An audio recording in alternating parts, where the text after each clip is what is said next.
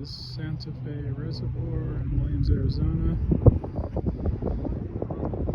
It's like 77 degrees right now.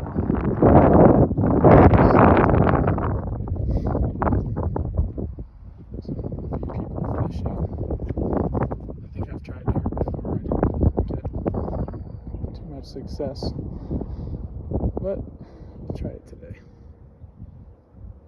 Beautiful day, nice breeze.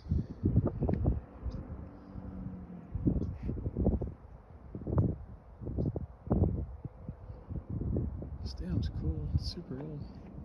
It's built by the Santa Fe Railroad, I believe.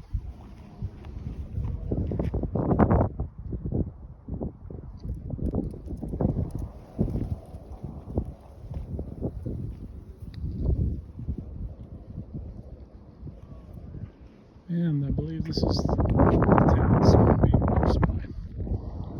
Anyways.